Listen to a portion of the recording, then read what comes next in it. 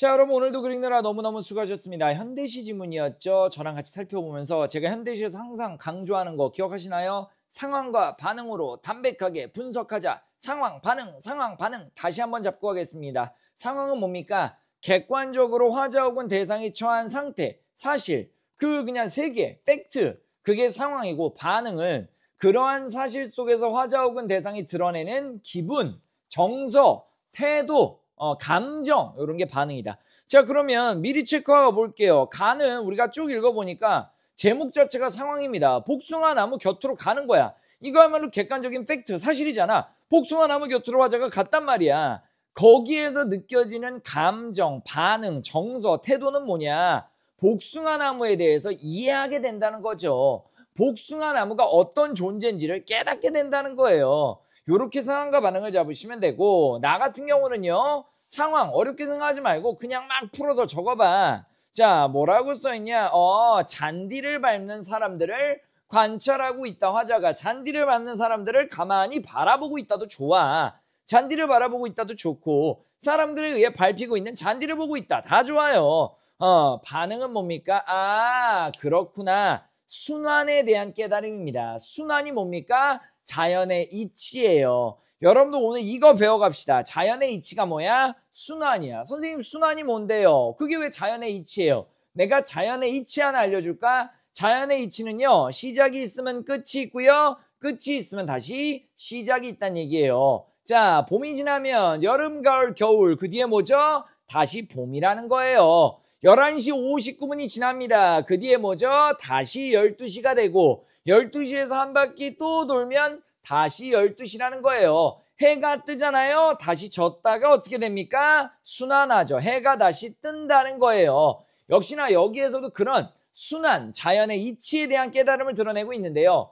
인간이 잔디를 죽이는 것 같지만 잔디가 인간에게 도움을 주고 있는 것이고, 시간이 지나면 인간 역시 다시 잔디에게 도움을 준다. 잔디가 인간에게 생명을 주고 또다시 인간이 잔디에게 생명을 주는 순간들이 온다라는 자연순환, 이 순환의 어떤 법칙, 자연의 이치에 대해서 이야기하고 있는 시였다. 자, 그래서 이 두 시의 공통점은요, 전부 다가 몰랐다가 알게 된 거예요. 내가 여기에서 몰랐어. 여기에서 복숭아 나무가 어떤 존재인지 몰랐다가, 거리감을 느끼고 있다가 복숭아 나무에 대해서 깊게 이해하고 그 복숭아 나무에게 공감하게 되는 시고, 나도 마찬가지입니다. 처음에는 잔디가 죽었다라고 생각했다가 인식의 전환, 깨달음이 일어난 거예요. 그래, 사실은 살아있는 거구나.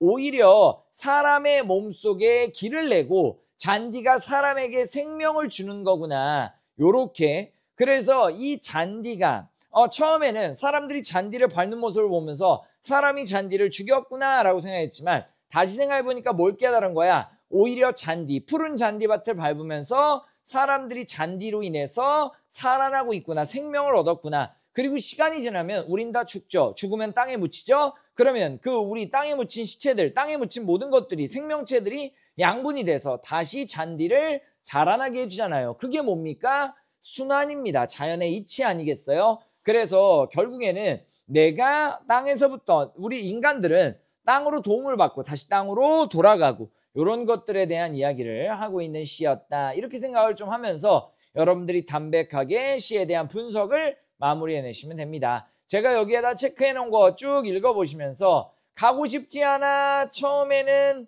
몰랐다가 사람이 앉지 못할 그늘을 가졌을 거라고 복숭아 나무에 대한 오해를 가지고 있다가, 시간이 지나면서 이제 그 복숭아 나무 그늘에서 대상에 대한 진정한 이해, 복숭아 나무가 어떤 존재인지를 깨닫게 되었다라고 얘기를 하는 겁니다. 자, 그러면 복숭아 나무는 어떤 존재인데요? 수천의 빛깔이 있는 존재라는 걸 알았단 말이야. 너무 깊게 들어가지 마시고 시에서 얘기해 준 것까지만 너도 정리해. 괜히 네 혼자 깊게 들어가서 선생님, 그럼 복숭아 나무는 내가 사랑하는 대상인가요? 무슨 혼자 깊게 들어가가지고 얘가 조국의 광복인가요? 이런 친구들이 있어요. 그러지 마시란 말이야.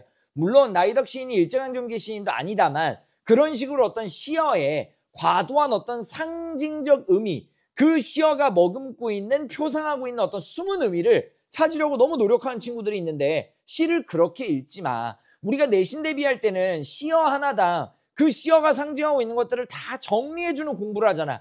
그래서 여러분들이 그게 습관이 돼서 수능 모의고사 볼 때, 수능 볼 때도 그냥 시어 보면 이 시어의 상징적 의미를 알아내야 되는데 그런 강박을 가지게 되는데, 그런 강박 가지지 마시고 담백하게 읽어봐. 자, 복숭아 나무가 뭔지 알게 됐어. 수천의 빛깔이 있다는 것을 알게 되었습니다. 수천의 빛깔은 뭘 의미하는데요? 모르겠어. 그냥 복숭아 나무가 그런 존재임을 깨닫게 된 거야. 이렇게 정리하시면 얘 정답 한번 볼까요? 인식의 변화가, 복숭아 나무는 그가 외로운 줄도 몰랐을 것. 여기서 희생하는 타인의 모습은 아니죠. 그러면 그냥 복숭아 나무가 외로운 줄도 몰랐던 그런 존재였구나. 복숭아 나무에 대해서 깊게 이해하게 됐다까지만 가야지, 여기서 우리가 확대 해석해서 복숭아 나무는 희생하는 존재 이렇게 가서는 안 된다는 거예요. 무슨 말인지 알겠죠? 그럼 복숭아 나무는 어떤 존재인데요? 있는 그대로 읽어. 외로운 줄도 몰랐던 존재다. 그리고 나는 그 복숭아 나무의 마음을 몰랐다가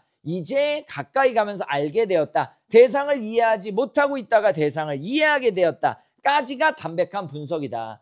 희생 같은 것은 확대 해석이다까지 체크를 하시면 되겠고요. 자, 인식의 변화, 나는 맞습니다. 나머지도 다 맞고, 피상적이란 단어 모를 것 같은데 겉으로 드러나 보이는 현상에만 주목하는 성질이 피상적이에요.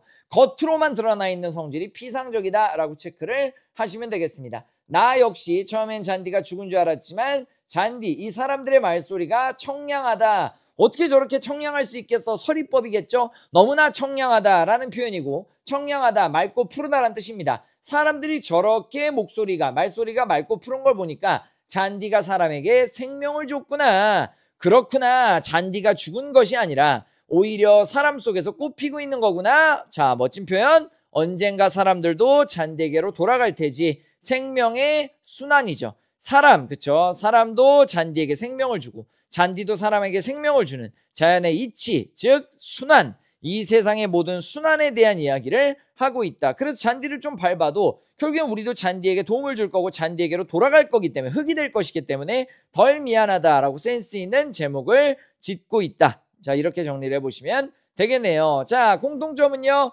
둘 다 색채어가 나왔다. 색채어가 뭔데요? 빨강, 파랑, 노랑, 흰, 분홍, 이렇게 색깔을 나타내는 말들입니다. 흰꽃과 분홍꽃 가에도 나와 있고요. 나에서도 좋습니다. 푸른색 색채어 나왔으니까 확인하시면 되겠습니다. 정답은 1번이고요. 경어체가 뭔데요, 선생님? 존댓말을 의미하는 것입니다. 좋습니다. 자, 기억과 니은은요, 멀리로만 지나쳤을 뿐입니다. 인식의 전환 전이니까 복숭아 나무를 이해하지 못했을 때, 그러니까 심리적 거리감을 느끼고 있을 때다. 심리적 거리감은 얼마나 좋아하는지, 심리적 거리감이 가깝다는 얘기는 거리감이 거리감이 느껴지지 않는다는 얘기는 심리적으로 그 대상을 좋아한다는 얘기를 하는 거고, 심리적 거리감이 나타난다는 것은 그 대상과의 어떤 거리, 그 대상을 별로 좋아하지 않는다라고 여러분이 해석을 하시면 돼요. 그러면 멀리로만 지나쳤고 내가 그때는 가고 싶지 않았다라고 하니까 심리적 거리감이 드러난다라고 보는 게 맞겠고요. 니은은요, 멀리서도 그 잔디의 모습이 뚜렷하게 보였다라고 얘기하니까 잔디에 대한 관심을 나타낸다라고 처리하시는 게 맞겠죠.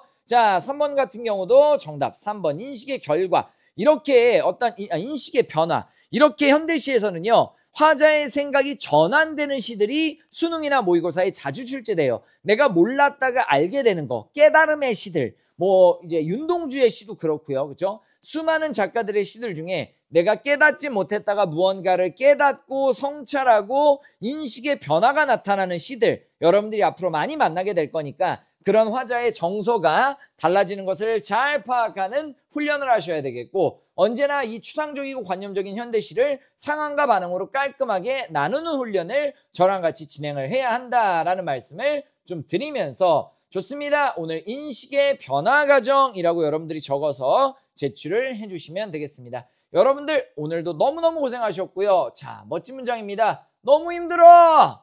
그게 핵심입니다. 내가 정말 힘들고 정말 하기 싫잖아요. 그때가 우리가 가장 빠르고 그리고 가장 많이 발전하고 있을 때예요. 그렇죠? 그래서 너무 힘든 그 순간들이 다 성장통이잖아요. 여러분들 고통이 없는 성장은 없다라고 생각을 해요. 그래서 내가 너무 힘들다라는 생각이 들 때 쌤이 했던 말을 꼭 떠올려. 지금 성장하고 있어. 그리고 더 나아가서 대부분의 사람들이 그 힘듦을 견디지 못해요. 그러니까 지금 내가 이걸 견디면 이것 자체로 경쟁력이야. 한 발짝 더 나아가서는요. 너무 잘하려고 하지 마시고요. 그 힘듦은요. 그냥 그 힘듦을 받아들여. 그리고 내가 그냥 그 힘듦을 이겨내려고 하지 말고 그냥 느끼고 피하지 않으려고만 해봐. 그래 힘들어. 어쩔 수 없어. 오케이. 힘든 거 어쩌겠어. 내가 그 힘듦을 너무 없애려고 하지 말고 그냥 받아들이고 좋아. 모두 힘든 거야. 그리고 여기서 힘들어야 내가 발전하는 거야. 그걸 핵심으로 삼으시고 한 발짝 한 발짝 힘듦을 어떻게 좀 여러분들이 안고 가는 하루가 또 되시기를 바라면서